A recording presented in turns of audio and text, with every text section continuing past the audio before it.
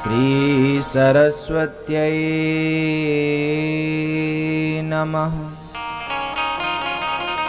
श्री गुरु चरण कमलेभ्यो नमः। मातृपितृचरण कमलेभ्यो नमः।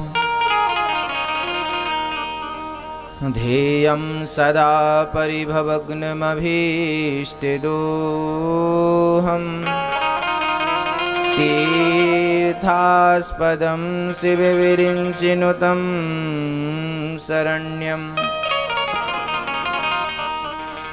भृत्यार्तिहं प्रणतिपालभवाब्धिपूतं वन्दे महापुरुष ते चरणारविन्दम्।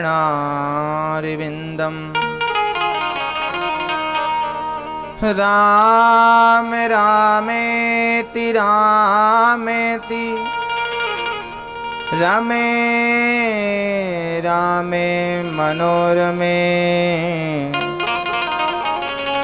सहस्रनाम तत्तुल्यं श्रीराम नाम वरानने। कृष्णाय वासुदेवाय हरये परमात्मने प्रणतक्लेशनाशाय गोविन्दाय नमो नमः। गुरुर्ब्रह्मा गुरुर्विष्णु गुरुर्देवो महेश्वरः गुरु साक्षात् परब्रह्मा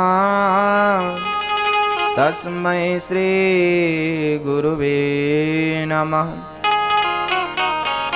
लक्ष्मीनाथ समारंभां नाथयामुनमध्यमाम् अस्मदाचार्यपर्यन्तां वन्दे गुरु परम्पराम्।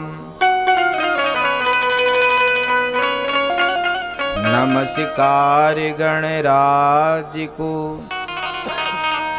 नमन वायु जल जीव नमस्कार तन मानवे मिलता बड़े नसीब मिलता बड़े नसीब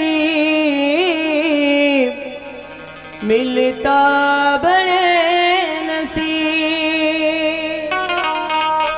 जाकी सेवा भाव से ऋणी भये मेरे राम ऐसे हनुमत लाल को मेरा कोटि कोटि प्रणाम। मेरा कोटि कोटि प्रणाम मेरा कोटि कोटि प्रणाम। आए हो तो प्रेम से आए हो तो प्रेम से लो हरे का नाम। सब भक्तों को अनिरुद्ध की जय जय राधे श्याम जय जय राधे श्याम जय जय राधे श्याम जय जय सीताराम।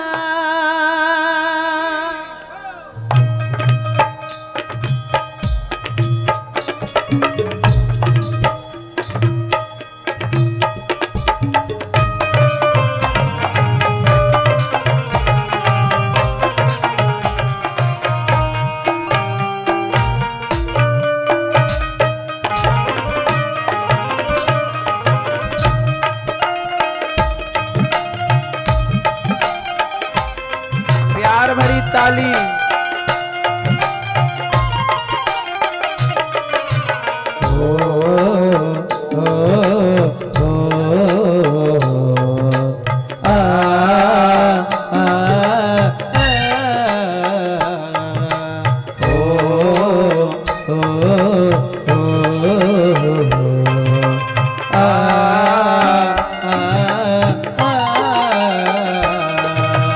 राधे राधे राधे राधे राधे बोलो, राधे राधे राधे राधे राधे राधे राधे राधे राधे राधे राधे राधे राधे राधे राधे राधे राधे। जय जय श्री राधा रमण, जय जय नवल किशोर, जय गोपी चित चूर प्रभु, जय जय माखन चोर।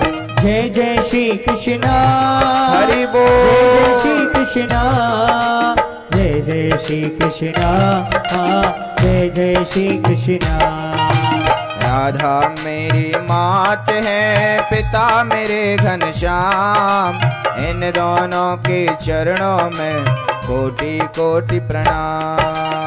जय जय श्री कृष्णा, जय जय श्री कृष्णा, हरि बोल, श्री कृष्णा, जय जय श्री कृष्णा। राधे राधे राधे राधे राधे राधे बोलो, राधे राधे राधे राधे राधे राधे राधे राधे राधे राधे राधे राधे राधे राधे राधे राधे राधे राधे। श्री गुरु चरण सरोज रज, निज मन मुकुर सुधार, वर्णो रघुवर बिमल जस, जोदायक फल चार। जय जय श्री कृष्णा, जय जय श्री कृष्णा, राधे जय जय श्री कृष्णा। बुद्धिहीन तनु जान के सुमिरो पवन कुमार, बल बुद्धि विद्या देहु मोहि, हरहु कलेश विकार। जय जय श्री कृष्णा, जय जय श्री कृष्णा, राधे कृष्णा, जय जय श्री कृष्णा। श्री राधे श्री राधे श्री राधे राधे गोविंद गिरधर गोपाला। श्री राधे राधे गोविंद गिरधर गोपाला। श्री राधे राधे गोविंद गिरधर गोपाला। श्री राधे राधे गोविंद गिरधर गोपाला। गिरधर गोपाला, गिरधर गोपाला, गिरधर गोपाला, गिरधर गोपाला। गिरधारी गोपाला, गिरधर गोपाला, गिरधारी गोपाला, गिरधर गोपाला। श्री राधे श्री राधे श्री राधे राधे गोविंद गिरधर गोपाला। श्री राधे राधे गोविंद गिरधर गोपाला। गोविंद मेरो है, गोपाल मेरो है, गोविंद मेरो है, गोपाल मेरो है। गोविंद मेरो है, गोपाल मेरो है, गोविंद मेरो है, गोपाल मेरो है। श्री बांके बिहारी नंदलाल मेरो है, श्री बांके नंदलाल मेरो है। श्री बांके बिहारी नंदलाल मेरो है, श्री बांके बिहारी नंदलाल मेरो है। श्री बांके बिहारी नंदलाल मेरो है, श्री बांके बिहारी नंदलाल मेरो है। गोविंद मेरो है, गोपाल मेरो है, गोविंद मेरो है, गोपाल मेरो है। ओ राधे की जय, राधे कृष्णा की जय, राधे की जय, राधे कृष्णा की जय। कृष्ण राधे की जय, राधे कृष्णा की जय, कृष्ण राधे की जय, राधे कृष्णा की जय। मेरे बांके मेरे बांके मेरे बांके बिहारी की जय जय जय, मेरे बांके बिहारी की जय जय जय। मेरे नंद दुलारे की जय जय जय, मेरे नंदी दुलारे की जय जय जय।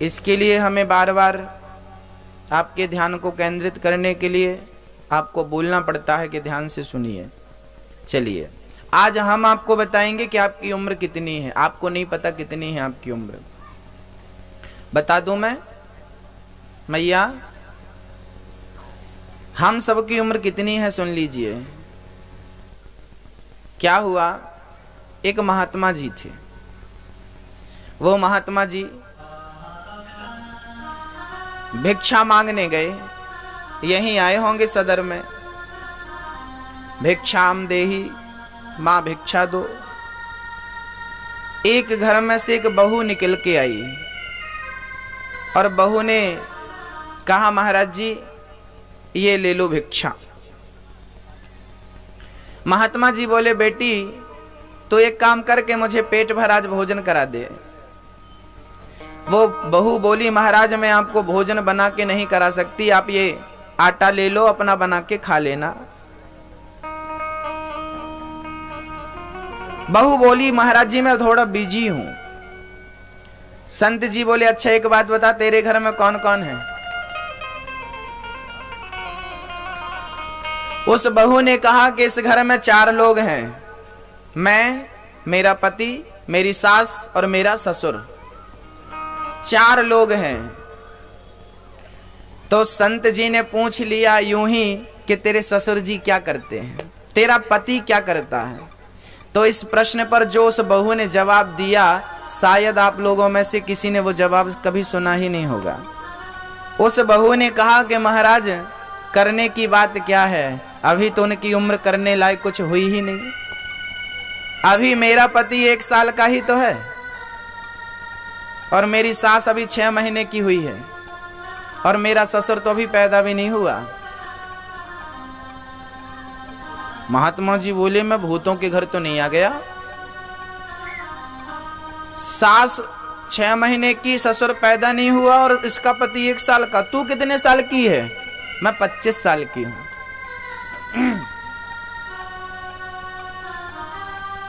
संत जी बोले, देख बहन मेरी कुछ समझ में नहीं आया, तू क्या बोल रही है, जरा सीधा सीधा बोल, टेढ़ा टेढ़ा बोल रही है।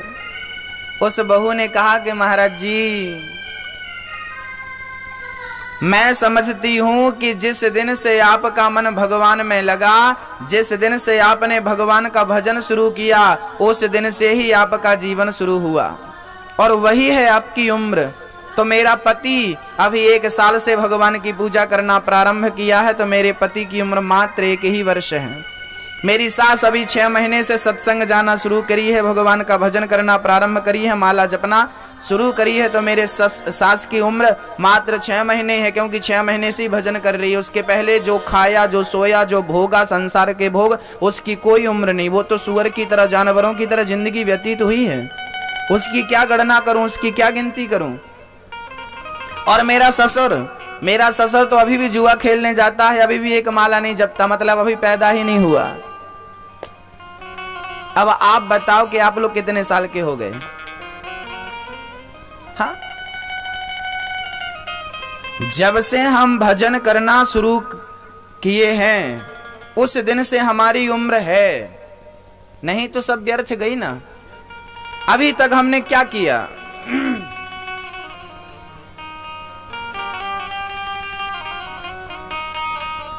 भजन करने एक महात्मा जी एक शमशान से निकल रहे थे।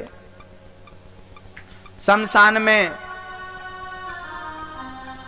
हर 2 इंच के बाद एक पत्थर गड़ा था। उस पत्थर में लिखा था, फलाने 20 साल में मरे, फलाने की उम्र 5 साल में इनकी मृत्यु हो गई, फलाने की 10 साल में मृत्यु हो गई, इनकी 2 महीने में मृत्यु हो गई इनकी।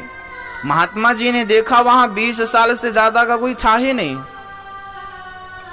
महात्मा गांव में गए, बोले कि भाई क्या ये बच्चों का शमशान है? यहां तो कोई 20 साल से अधिक, वहीं रखो ये सब, वहीं रख दो। यहां 20 साल से अधिक कोई है ही नहीं, 20 साल से अधिक किसी की उम्र है ही नहीं। गांव वाले बोले नाना ये शमशान सबका है, यहाँ बुढ़े भी जाते हैं और बच्चे भी जाते हैं, ये सबका शमशान है। तो बोले फिर यहाँ किसी की 20 साल से अधिक उम्र क्यों नहीं है? गांव वाले बोले कि हम लोग मरने वाले व्यक्ति के पुण्य को इकट्ठा करते हैं। उसने कितना भजन किया, कितना धर्म किया, धर्म में कितना समय दिया, भजन में कितना समय दिया, उस समय को इकट्ठा करके उस समय की गणना करते हैं और उस समय को ही उम्र समझ करके उसके पत्थर में लिख देते हैं। यदि इसने 7 दिन भागवत सुनी, पूरी जिंदगी में 7 दिन भागवत सुनी, तो ये केवल 7 दिन का है। 2 भागवत सुन ली तो 14 दिन का हो गया, 3 भागवत सुन ली तो 21 दिन का हो गया। तीर्थ करने गया और महीना भर लगाया तो 21 दिन और 1 महीना और जोड़ दो। इसने यदि दान किया है तो जिस दिन दान किया है वो पूरा दिन जोड़ दो। जिस दिन इसने सत्यनारायण भगवान की कथा सुनी है वो दिन पूरा जोड़ दो। 1 दिन और बढ़ गया, 1 दिन और, ऐसे करते करते कोई 2 साल का है, कोई 3 साल का है, कोई 4 महीने का है। जिंदगी तो लोग 100-100 साल की जीते हैं, लेकिन भगवान को कितना समय देते हैं वो हम इस पत्थर में लिख देते हैं कि ये भगवान को दिया हुआ समय, और यही यथार्थ उम्र है। अब आपसे मैं क्या पूछ सकता हूं कि आपकी उम्र कितनी है?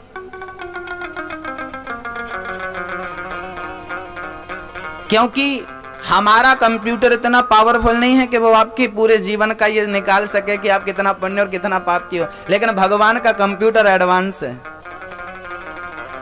हाँ, वो सब निकाल लेता है, वो देख लेता है उस परमात्मा का कंप्यूटर कि आपने कितना समय पुण्य में, धर्म में लगाया और कितना पाप में लगाया।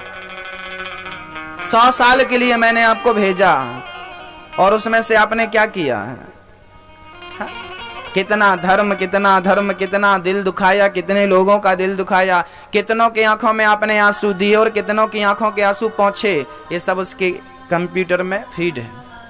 यहां से जाओगे बस आपका नाम डाला जाएगा, फलाने जी फलाने जी फलाने जी फलाने जी, बस पूरा डाटा सामने। चेक कर लो खुद, ये पाप और पुण्य, तारीख भी होगी और समय भी होगा उसके कंप्यूटर में।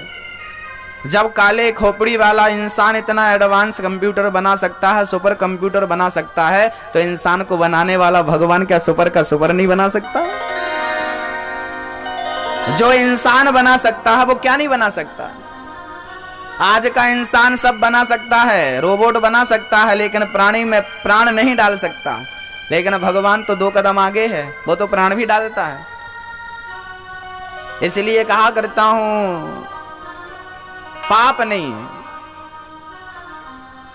क्योंकि मेरे भगवान को ना सब दिखता है ना। हाँ, मेरे मालिक की दुकान में सब लोगों का खाता, सब लोगों का खाता है भाई, सब लोगों का खाता,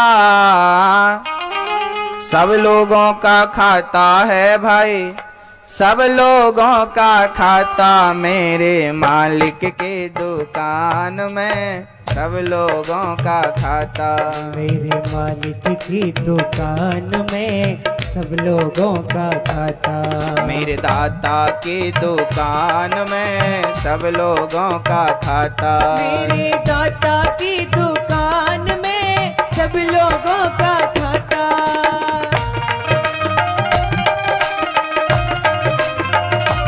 जय हो।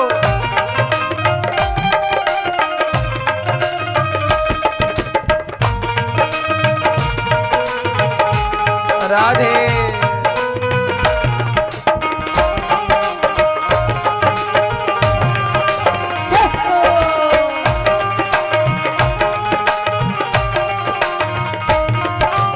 बड़े बड़े कानून प्रभु के, बड़ी बड़ी मर्यादा, बड़े बड़े कानून प्रभु के, बड़ी बड़ी मर्यादा। किसी को कौड़ी कम नहीं देता, किसी को दमड़े ज्यादा, किसी को कौड़ी कम नहीं देता, किसी को दमड़ी ज्यादा। समझदार तो चुप रह जाता, मूर्ख शोर मचाता, समझदार तो चुप रह जाता, मूर्ख शोर मचाता। मेरे मालिक की दुकान में सब लोगों का खाता, मेरे मालिक की दुकान में सब लोगों का खाता। खाता। मेरे मालिक की दुकान में सब लोगों का खाता। मेरे मालिक की दुकान में सब लोगों का खाता। मालिक की दुकान में सब लोगों का, सब लोगों का, सब लोगों का खाता।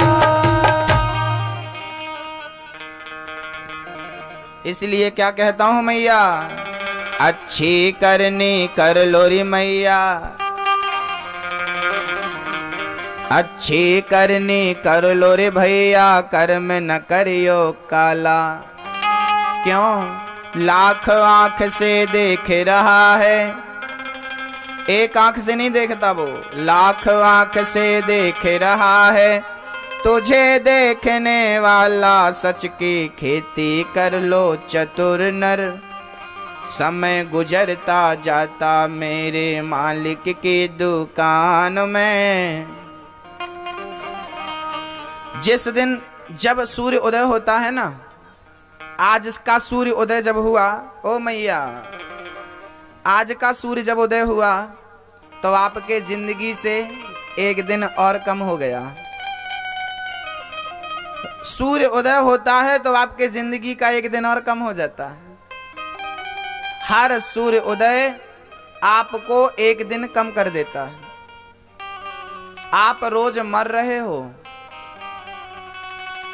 मर रहे हो कि नहीं? पर मौत दिखाई पड़ रही है क्या? हाँ, एक आदमी बोला, गुरुजी हमने 2 लाख पाए, हमने 2 करोड़ पाए। 2 लाख पाया, क्या पाया सबको दिखता है, पर क्या खोया किसी को नहीं दिखता। अरे तूने कागज के टुकड़े पाए हैं और अनमोल श्वासें खोई हैं। खो गई श्वास, कागज के टुकड़े आए हैं और श्वास गई है। कागज के टुकड़े समेटता गया, अनमोल श्वास खोता गया, कहता गया मैं बहुत पा गया, बहुत पा गया।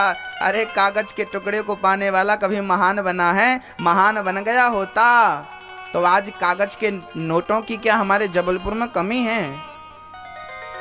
बोलो, बहुत पड़े एक से बढ़कर एक। मीरा जी ने कहा है, पायो जी मन राम रतन धन पायो।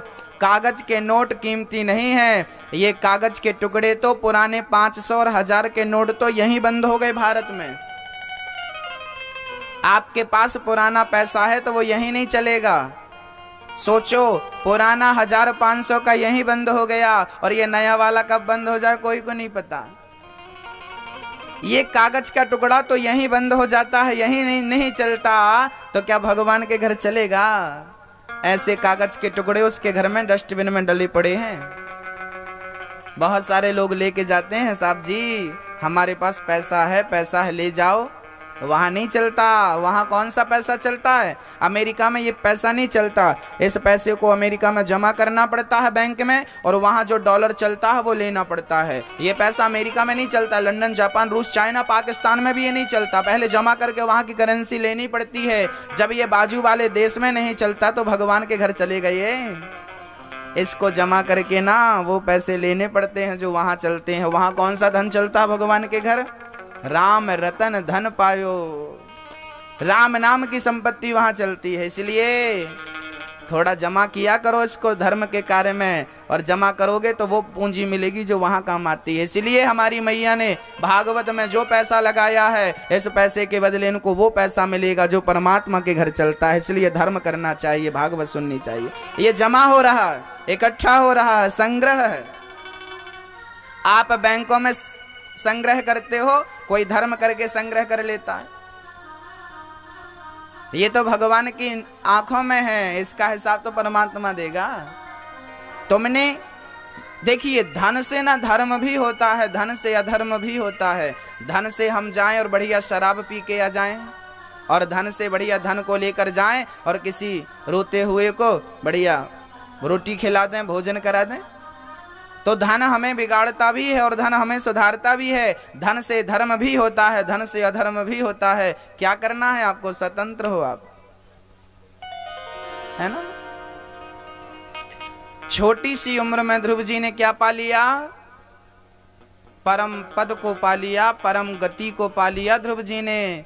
इसलिए कहा करता हूं कि भगवान के भजन के लिए बुढ़ापे का इंतजार मत करना, जवानी का इंतजार भी मत करना। भगवान के भजन के संस्कार लड़कपन में ही आ जाएं तो बहुत बढ़िया है। भजन करना बुढ़ापे में नहीं, लड़कपन में सीख लो माला जपना। क्योंकि बुढ़ापे में ना शरीर इतना दर्द करता है कि भजन हो नहीं पाता, और जवानी में कामना इतनी होती है कि भजन हो नहीं पाता। लड़कपन सबसे अच्छा है।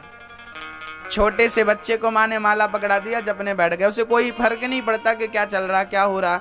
उसके अंदर कुछ वासना है ही नहीं, उसके अंदर कुछ कुविचार है ही नहीं, इसलिए उसका मन भजन में ज्यादा लगेगा। जिसके अंदर प्रपंच भरा पड़ा है वो भजन कैसे करेगा? अरे भजन तो वही कर सकता है जिसके अंदर से प्रपंच निकल चुका है, और बच्चे के अंदर कोई प्रपंच होता नहीं है। तो भजन करने के लिए बुढ़ापे से ज्यादा, जवानी से अधिक लड़कपन अच्छा है। इसलिए भक्ति के संस्कार बच्चों में बचपन से आने चाहिए। आप भी भजन करो, जो करते रहोगे भजन धीरे धीरे, तो मिल जाएंगे वो सजन धीरे धीरे। जो करते रहोगे भजन धीरे धीरे, कोई काम दुनिया में मुश्किल नहीं है, कोई काम दुनिया में मुश्किल नहीं है।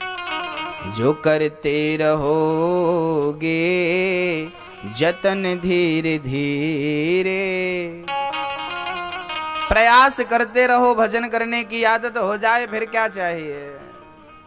अगर वो चाहे हमें तो फिर क्या चाहिए? बोलो राधे राधे। भक्तों,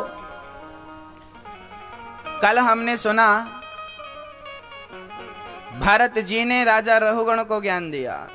मनु जी महाराज के प्रथम पुत्र उत्तानपाद की कथा आपने सुनी। आइए हम मनु जी महाराज के दूसरे पुत्र प्रियव्रत की कथा मैं आपको सुनाऊं। जरा प्यार से सुनिए, जरा ध्यान से सुनिए। श्री मनु जी महाराज के दूसरे पुत्र का नाम है प्रियव्रत। प्रियव्रतो भागवत आत्मा रामः कथम मुने। परीक्षित ने प्रश्न किया कि प्रियव्रत तो धर्मात्मा थे, फिर उन्होंने गृहस्थी कैसे बसाई और क्यों बसाई, हमें जरा समझाओ, हमें बतलाओ कि उन्होंने गृहस्थ कैसे स्वीकार किया। तब बताए परीक्षित को सुखदेव जी राजन, सुनो। प्रियव्रत, इनका विवाह हुआ था विश्वकर्मा की पुत्री वर्हिष्मति से।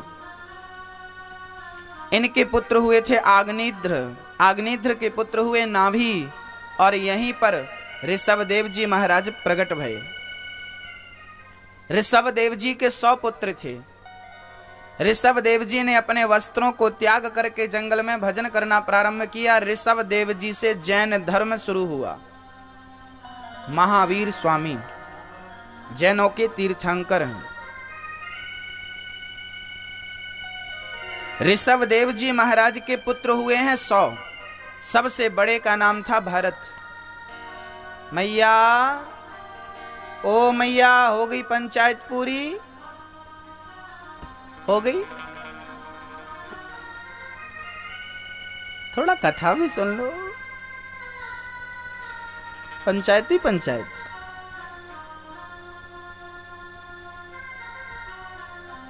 बातें पूरी नहीं होती क्यों? हमारी माताएं तो खड़ी खड़ी 1 घंटे बातें कर लेती हैं, पांव भी दर्द नहीं करते। आदत होती है। वैसे अभी बैठे हो तो हमें पता है कि आपके लिए आसान है बात करना, जब खड़े खड़े 2-2 घंटे पड़ोसन से बात कर सकती हो, वो अपने खिड़की में खड़ी, अपनी खिड़की में खड़ी, वो अपने दरवाजे में खड़ी अपने, और यहीं से 1-1 घंटे हो गए, इतने दूर से 1 घंटे गुजर गए, पास में होते तो भगवान जाने क्या होता। वो खड़े हैं तो ये हाल है, बैठे हैं तो आप लोग। इसीलिए मैं आपको बोलता रहता हूं बातें मत करो, क्योंकि आप बैठे हो ना और पड़ोसन भी बाजू में है, इससे अच्छा मौका और क्या हो सकता है। लेकिन यही आपका त्याग है कि पड़ोसन बाजू में बैठी है लेकिन फिर भी आप कथा सुन रहे हो, ये आपका त्याग है, और इस त्याग में आपको खड़े उतरना है। इसलिए गप्पे बंद करो, कथा सुनो। अब नहीं करेंगे मैं ये गप्पे, मैं देखता हूं, मैंने एक आंख इस तरफ ही लगा रखी है और एक आंख इस तरफ लगाई है, सामने के लिए आंखें नहीं लगाई, क्योंकि इनको डर बना रहेगा कि महाराज जी हमको ही देख रहे हैं।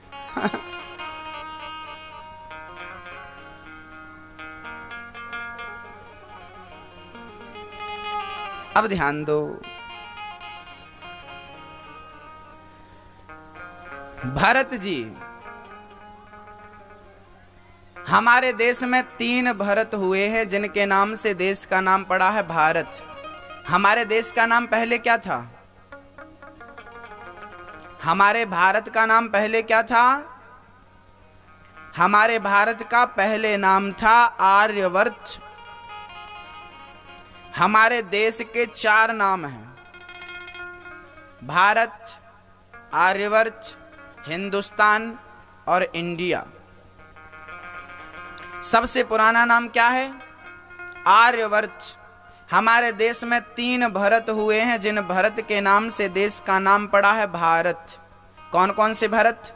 एक शकुंतला नंदन भरत, शेर के मुंह में हाथ डाल देता है और शेर के साथ खेलता है, शेर को बैल बनाता। किसी ने कहा तेरा बेटा मर जाएगा शकुंतला, तेरा बेटा शेर के संग खेलता है। शकुंतला बोली शेर का बेटा शेर के संग नहीं खेलेगा तो क्या गीदड़ के संग खेलेगा? शेर का ही बेटा है ये, है ना? तो ये भारत का वो बेटा शकुंतला नंदन भरत जिसने शेर के संग बचपन गुजारा हो, ये भारत उस भरत का है। दूसरे भरत राम के भाई, राम के भ्राता भरत। कौन से भरत? अयोध्या के भरत, दशरथ नंदन भरत, कैकेयी नंदन भरत, राम के भाई भरत। उस भरत के नाम से हमारे देश का नाम क्या पड़ा? अच्छा, उन भरत में क्या प्रधानता थी, क्या खास बात थी? ये भारत कौन सा भारत है? ये वो भारत है जब राम को वनवास भेजा गया तो भाई राजा नहीं बना कि मेरा भाई वनवास चला गया तो मैं अयोध्या का राज्य, भरत जी चाहते तो अयोध्या का राज्य स्वीकार कर लेते, कोई रोकने टोकने वाला नहीं था। लेकिन धन्य है वो भाई भरत जो अपने भाई के लिए अपने राज्य को त्याग करके और अपने भाई को गले लगाया है। भाई भाई के बीच में कैसा कैसा प्रेम होना चाहिए, ये उस भाई भरत ने हमें सिखाया है। ये उस भरत का देश है, ये उस भरत का भारत है जिस भरत ने हमें भाई भाई के संग प्यार से रहना सिखाया है। लेकिन आज हम आपस में लड़ रहे हैं भाई भाई। उन भरत के नाम से देश का नाम पड़ा है भारत। अच्छा मैया एक बात बताओ, माना कि कभी अयोध्या में चुनाव होते, इलेक्शन होते और एक पार्टी में भरत जी खड़े होते और एक पार्टी में राम जी खड़े होते, तो बताओ कौन जीतता? हाँ बताओ किसकी विजय होती? मैया किसकी जीत होती बताओ? राम जी जीतते कि भरत जी जीतते? बोलो। हाँ कौन जीतता? बोलो मैया, आप बताओ कौन जीतता मैया?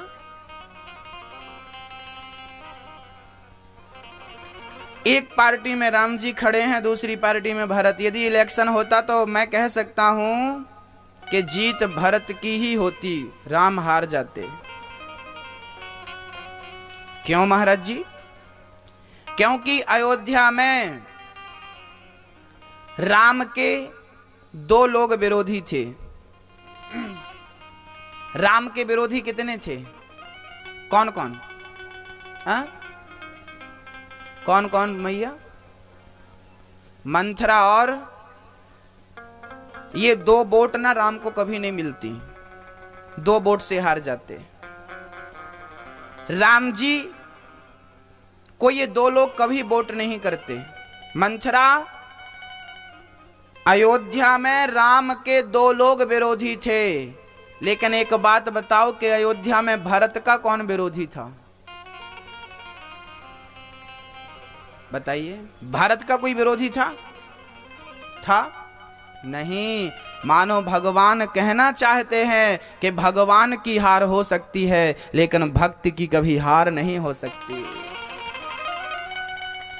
भगवान हार सकता है, भगवान का मान टले तो टले, पर भक्त का मान न टलते देखा। भगवान हार जाता है, लेकिन अपने भक्त को कभी हारने, यह है भगवान की भगवत्ता। महाभारत के युद्ध में भगवान श्री कृष्ण ने प्रतिज्ञा करी थी, मैं अस्त्र शस्त्र नहीं उठाऊंगा। भगवान ने कहा मैं तेरे साथ लड़ूंगा, तेरे साथ रहूंगा, मैं अस्त्र शस्त्र नहीं उठाऊंगा। और भीष्म पितामह ने प्रतिज्ञा कर ली थी, कन्हैया मैं आपको अस्त्र शस्त्र उठवा कर ही रहूंगा। अब भक्त ने प्रतिज्ञा ली है कि मैं अस्त्र शस्त्र उठवा कर रहूंगा, और भगवान ने बोला मैं अस्त्र नहीं उठाऊंगा। तब क्या हुआ? जब भीष्म पितामह ने अर्जुन के ऊपर बाणों की वर्षा करी, तब रथ का एक पहिया पड़ा था। भगवान उस रथ का पहिया लेकर दौड़ पड़े। पितामह, यदि मेरे भक्त को एक भी बाण लगा तो मैं आज आपको छोड़ूंगा नहीं, भूल जाऊंगा कि आप भीष्म पितामह हो, गंगा पुत्र हो, शांतनु पुत्र हो। पितामह भीष्म ने अपने धनुष को छोड़ दिया, पितामह भीष्म ने अपने बाणों को छोड़ दिया। प्रभु,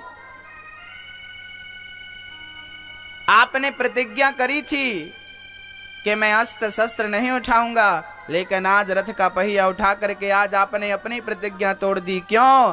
कभी कभी कबड्डी खेलता खेलता पिता हार जाता है और अपने पुत्र को छाती में बिठा कर कहता है मैं हार गया, तू जीत गया। क्यों हार जाता है पिता? पुत्र की खुशी के लिए हार जाता है पिता। ऐसे आज भक्त की खुशी के लिए भगवान हार गए। और भगवान हार क्यों गए? ताकि मेरा भक्त खुश हो जाए, ताकि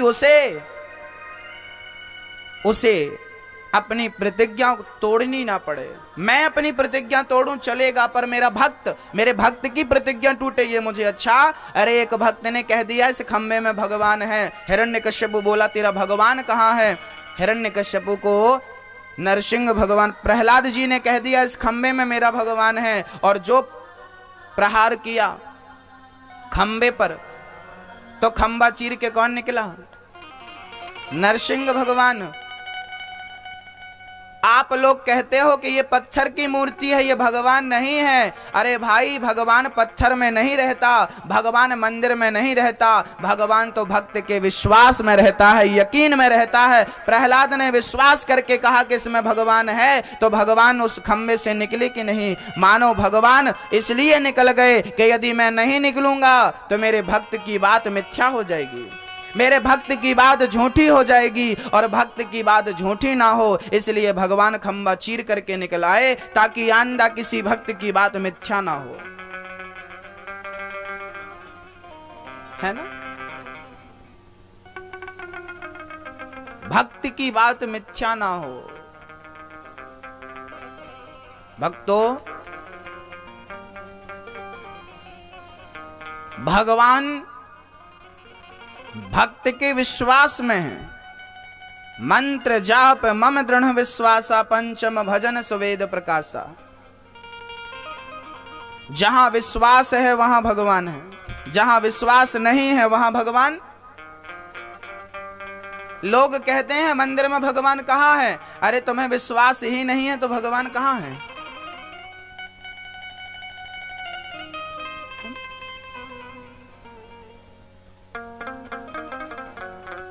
आपको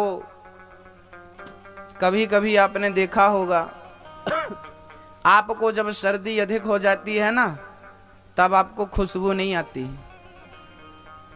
जब आपका सर्दी के कारण गला बैठ जाता है, बहुत ज्यादा चिल्लाए, बहुत ज्यादा बोले तो गले की आवाज खराश में बदल जाती है और गला चोक हो जाता है, बंद हो जाता, आवाज नहीं निकलती।